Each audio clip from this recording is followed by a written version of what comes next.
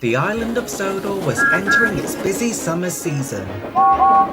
The weather was wonderful in the summertime, and the charming towns, shops and beaches brought tourists and enthusiasts from all over the world. More visitors meant more passenger and goods trains and a lot of coordination. This year, Sir Topham Hatt was anticipating record numbers of visitors due to the construction of a new airport in the big station. Airplanes from many different countries could now travel directly to the island of Sodor, which was convenient for tourists, but made the days very busy for the buses and the trains. Sir Topham Hatt realised early in the season that he needed more help to handle the heavy passenger traffic. The other railways were busy too, and it turned out that there was only one engine available, a diesel. And not just any diesel, but the same diesel who, when Stepney was visiting the island many years ago, had sucked a bowler hat into his air intake. "Not him!" said Gordon one morning to the other engines.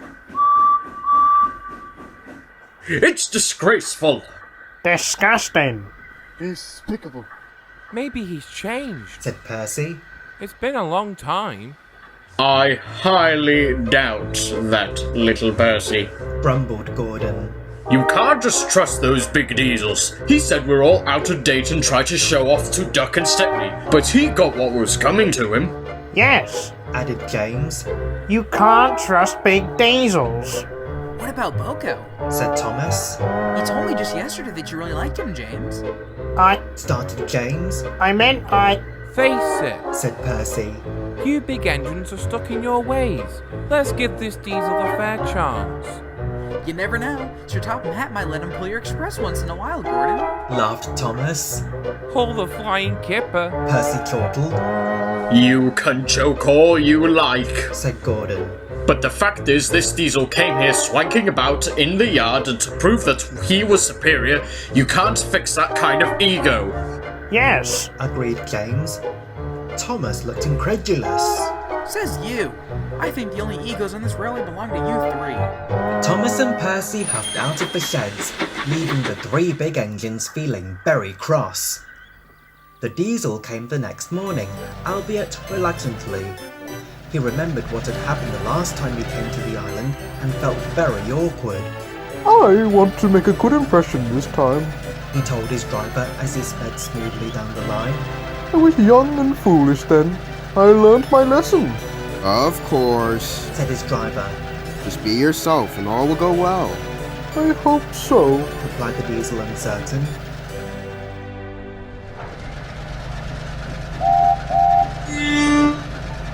Sir Topham Hatt greeted him at the big station. Thank you for coming on such short notice. Since the airport has been open, we've had more passengers than ever before. I'm back with you to help with the express while you're here. Yes, sir. He said. Good. Run along to the junction now. There, you will pick up Gordon's quarters to take the evening enthusiast service. Yes, sir. Thank you, sir. The diesel was happy to have work, but was nervous to see Gordon again. Gordon glared as the diesel approached.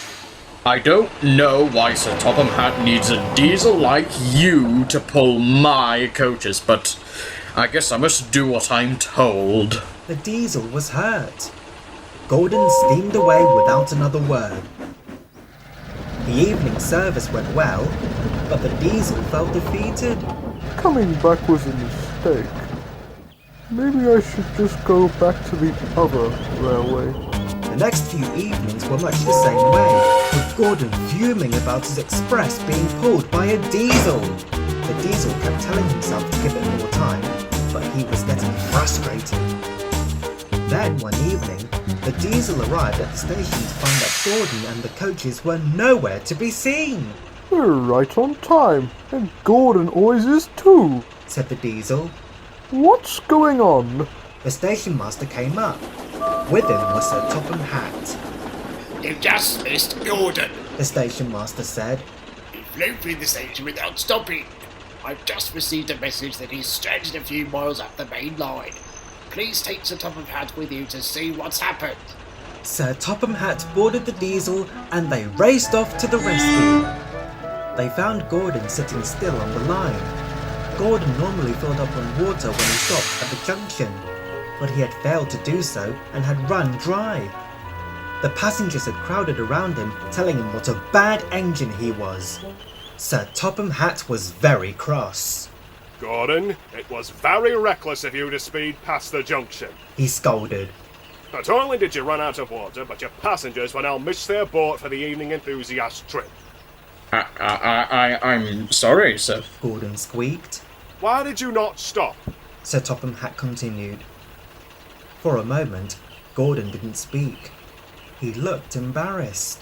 I didn't want to leave my coaches with the diesel anymore, so I decided that I should take the passengers all the way to the boat myself. Sir Topham Hatt was livid. Not only am I disappointed in your lack of judgment, I am horrified that you would let your opinions of diesels get in the way of your duty to get your passengers to their destination safely. The boat company will have to refund these passengers their tickets, and we will have to get them back to their homes. I am very, very disappointed in you, Gordon. Gordon looked depressed. Sir Topham Hatt turned to the diesel. I know it's late, but may I ask you to take these passengers back home? The diesel beamed. Of course, sir. I would consider it an honour. And so it was arranged. The diesel traced Gordon's route back up the main line and got the passengers back home in record time. As the summer season calmed down, it was time for the diesel to return to the other railway. Thank you for your hard work, said Sir Topham Hatt. You've been much more dependable than some of my big engines. I know last time you were here we had some issues, but you've proven to me that you've learned your lesson. I'll have to send your controller my highest recommendation. The diesel was relieved. He had put his best wheel forward, had been himself, and was rewarded. We will miss you, said Thomas and Percy. Come back to visit soon. I will, said the diesel.